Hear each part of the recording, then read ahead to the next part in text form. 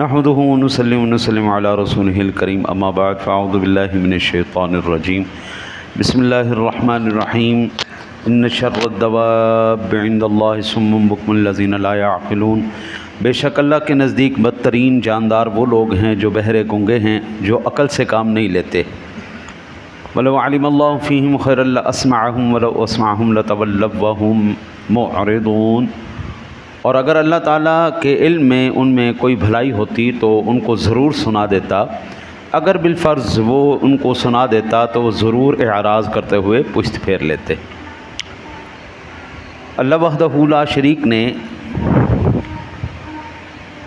اس آیہ مبارکہ میں دابہ کا جو لفظ استعمال ارشاد فرمایا ہے وہ چوپائے کے لیے استعمال کیا جاتا ہے۔ انسانوں کی کیٹیگریوں کے اندر اگر ہم دیکھیں، علماء مناطقہ نے اس کی جو تعریف کی ہے، علماء منطق کہتے ہیں الانسان حیوان ناطق، انسان بھی حیوان ہے لیکن بولنے والا، انسان بھی حیوان ہے بولنے والا۔ اگر اس آیہ مبارکہ کی روشنی میں ہم دیکھیں تو اللہ وحدہ لا شریک نے ان انسانوں کو چوپایوں اور جانوروں سے تشبیہ دی ہے جو نصیحت حاصل نہیں کرتے۔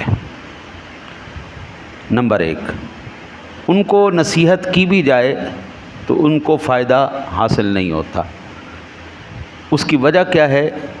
یہ حکم سن کر اس کے قبول نہیں کرتے، کسی واعظ و نصیحت کو سن کر اس سے نفع حاصل نہیں کرتے، اپنی زبان سے کبھی سچ نہیں بولتے، سچائی کا اعتراف نہیں کرتے، اور ایسے تمام تر ان افراد کے لیے اللہ وحدہ لا شریک نے چوپائے کا لفظ استعمال کیا۔ یہ جانوروں کی طرح نہ جانور سنتا ہے وہ ہمارے استاد مکرم آپ ارشاد فرماتے تھے، طالب علم کی مثال جو ہے طالب علم کی مثال بھیڑ کی طرح ہوتی، بھیڑ کی طرح۔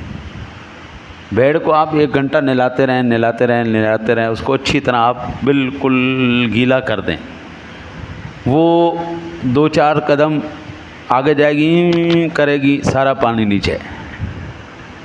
آپ اس کو جتنا مرضی گیلا کریں، اس نے ایسے ایسے سر مارنے اور سارا پانی نیچے۔ کہتے ہیں طالب علم کی مثال بھی ایسی ہوتی، اور جو مرضی اس کو نصیحت کرتے جاؤ، کرنی اس نے اپنی مرضی ہے۔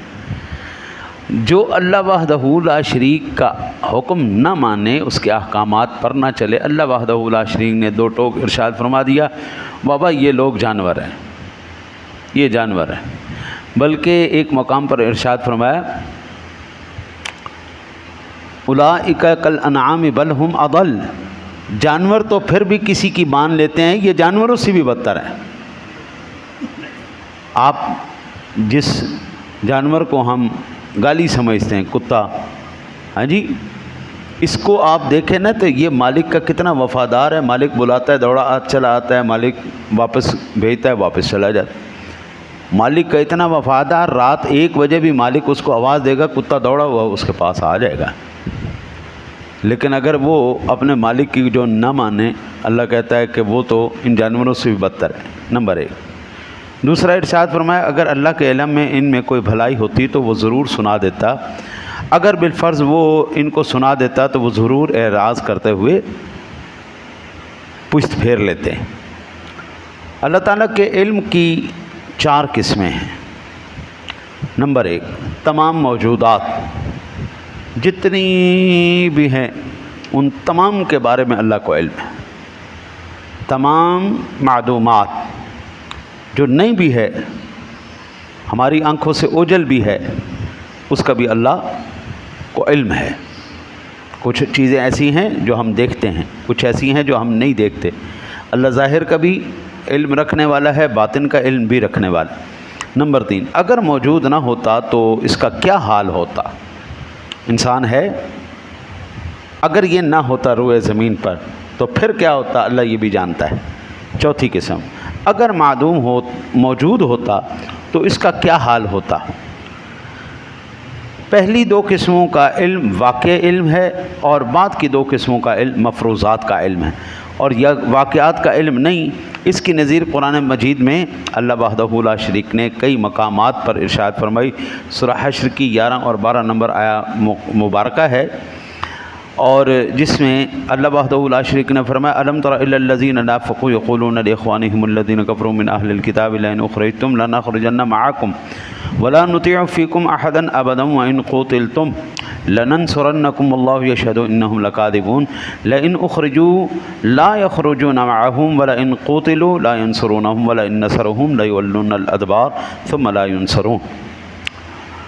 کیا آپ نے ان منافقوں کو نہ دیکھا جو اہل کتاب کافر بھائیوں سے کہتے ہیں کہ تم کو نکالا گیا تو ہم بھی تمہارے ساتھ نکل جائیں گے، اور تمہارے متعلق ہم کسی کی اطاعت نہیں کریں گے، اور اگر تم سے قتال کیا گیا تو ہم ضرور تمہاری مدد کریں گے، اور اللہ گواہی دیتا ہے کہ وہ منافق یقیناً جھوٹے ہیں، اور اگر اہل کتاب نکالے گئے تو منافق ان کے ساتھ نہیں نکلیں گے، اور اگر ان سے قتال کیا گیا تو وہ ان کی مدد نہیں کریں گے، اور اگر بالفرض ان کی مدد کی تو وہ ضرور پیٹ پھیر کر بھاگ جائیں گے، پھر ان کی کہیں سے مدد نہیں کی جائے گی۔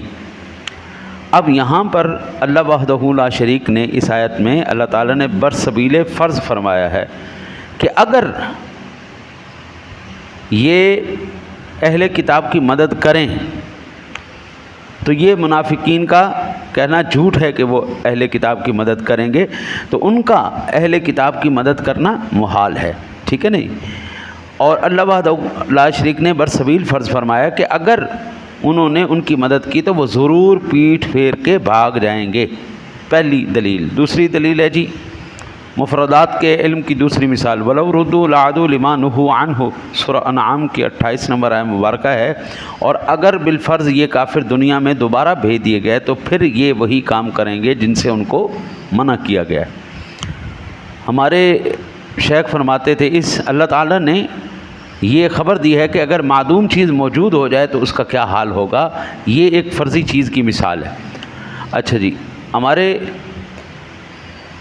صوفیاء کے اندر حضرت سیدنا امام غزالی علیہ رحمہ بہت بڑی ہستی گزری ہیں، بلکہ صوفیاء کرام کی جتنی بھی ہستیاں گزری ہیں وہ اکثر تمثیل کے ساتھ بات کیا کرتے تھے، مثال سے بات کیا کرتے تھے۔ ان میں امام غزالی علیہ رحمہ کے فرمودات میں سے آپ فرماتے ہیں کہ بچھو کی عادت ہے ڈنک مارنا، جو اس کے اوپر احسان کرے گا نا وہ نہیں چھوڑے گا اس کو۔ ایک واقعہ بیان کرتے ہیں کہ بچھو پانی میں ڈوب رہا تھا، مینڈک آیا، اس نے بچھو کو بچا لیا۔ اس نے پوچھا کہ تو کدھر جانا چاہتا ہے؟ اس نے کہا جی میں دریا کے پار جانا چاہتا ہوں۔ اس نے کہا اچھا میں تجھے دریا کے پار لے تو جاتا ہوں، لیکن تو بچھو ہے کہیں مجھے ڈنک نہ مار لے۔ اس نے کہا نہیں میں تیرے سے وعدہ کرتا ہوں، میں تجھے ڈنک نہیں مار، تو میرے اوپر احسان کر رہا ہے، میں تجھے کیوں ڈنک ماروں گا؟ اس نے کہا اچھا چلو ٹھیک ہے میں تمہیں لے چلتا ہوں۔ جب دریا کے درمیان پہ پہنچا نا تو بچھو کی فطرت غالب آئی، اس نے مینڈک کو ڈنک مارا۔ اب مینڈک نے کہا یہ کیا ہے؟ اس نے کہا جی میں فطرت سے مجبور ہوں، عادت سے مجبور ہوں، ڈنک مارنا تھا میں نے تجھے ہی مار دیا۔ اس نے ٹبی لگا دی، مینڈک نے اندر ڈبکی لگائی۔ اس نے کہا یہ کیا کرنے لگا؟ اس نے کہا تو ڈنک مارنے سے جو ہے نا جو مجبور ہے، میں بھی اپنی عادت ٹبی لگانے سے مجبور ہوں، چل تو ہی ڈب کے مار۔ ہاں جی، تو ایسے بعض بندے عادت سے نہیں پھر سکتے، آپ جتنی مرضی تہذیب سکھا دیں وہ لوگ کبھی بھی ان چیزوں کے اوپر کبھی بھی عمل نہیں کرنے والے۔ لہٰذا اللہ وحدہ لا شریک سے دعا کرتے ہیں اللہ اپنے ان پاک کلام کی ان آیات کے صدقے اللہ تعالی ہمیں اپنے نیک بندوں میں، فرما بردار بندوں میں اور اطاعت گزار بندوں میں شمار فرمائے، اور اللہ ہمیں صراط مستقیم پر چلنے کی توفیق عطا فرمائے۔ اللہم صلی علی سیدنا